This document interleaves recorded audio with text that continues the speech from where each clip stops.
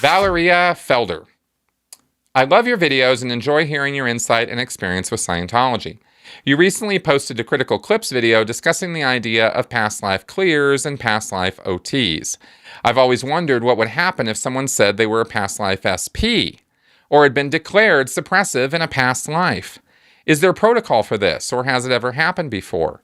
Would they be turned away, and does the SP status hold over multiple lifetimes? Once an SP, always an SP.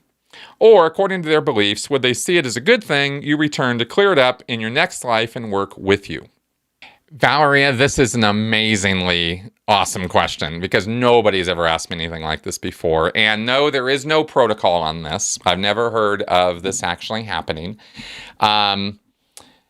So I got to make up an answer for you here because it's really kind of like, wow, what would happen if somebody said that? Well, I mean, I'm sure it might even have happened, but the way this works in Scientology is that being a suppressive person is an eternal sort of thing until you have Scientology's very specific Scientology processes applied to you to deal with your suppression and your suppressiveness. So until you have those processes applied, you're still going to be a suppressive. Hubbard said that being an SP is not just a matter of being an evil, awful person, but there's actually a technical reason why a suppressive person is suppressive. And I thought I'd use this question as an opportunity to talk about this. I think I've talked about it in the past, but it's really quite fascinating. Hubbard said that a suppressive is that way because a long time ago, they were just a regular Thetan, just bouncing around, doing their life after life thing,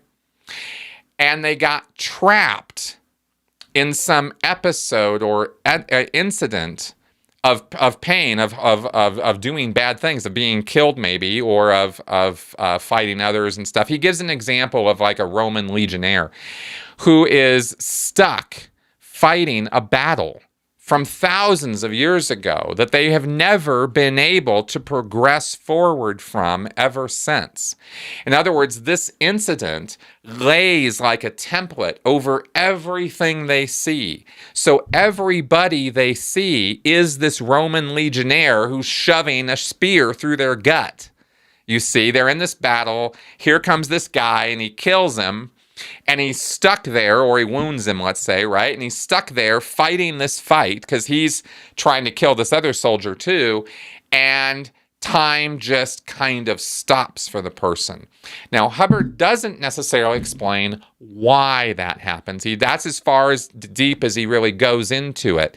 It has something to do with the number of overts the person's committed. Not number as in volume, but, well, I guess so. Anyway, I'm sort of dimly recalling some of this. I didn't go look it up beforehand, but it has to do with the fact that this has been a bad person. He knows he's been a bad person. He's committed a lot of overts, a lot of sins, as they say. And now he hits this point on his timeline where mentally, satanically, spiritually, whatever, he ain't really progressing anymore. He's just stuck there. And most of his attention and perception is there, not here in present time. It looks like the person's talking to you. They address you by name. They have conversation with you. But in their mind, according to Hubbard, this person is really, in their head, talking to the Roman legionnaire. You see? It's that kind of psychotic craziness. That's how Hubbard described it. And he said that he had the processes to release this and free this person, but they were not particularly interested in, I think what he said is he wasn't going to be, wasting too much time panting to deliver these processes to suppressives because they're suppressives. Who wants to help them? They're running around doing bad stuff to people all the time. And they don't really easily respond to psychotherapy. It takes a lot of work to sit them down and actually get them to honestly answer the questions because they don't want to answer the questions because they're stuck in this, trapped in this motionless time frame, this incident that happened to them. And so so how do you even get them to answer a question? It would take a lot of work.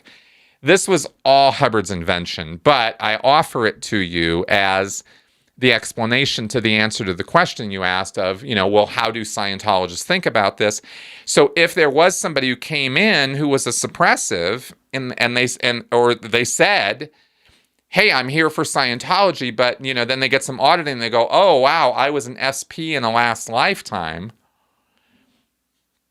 Well, were they an officially declared suppressive?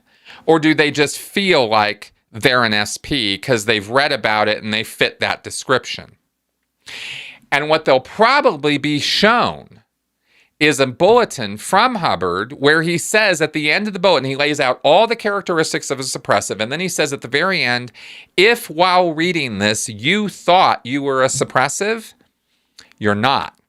Because one of the characteristics of a suppressive is they can never, ever give themselves the luxury of self-criticism. So, if somebody is saying they're an SP, that means they're not. There's the little twist ending for you. You didn't see that coming, did you?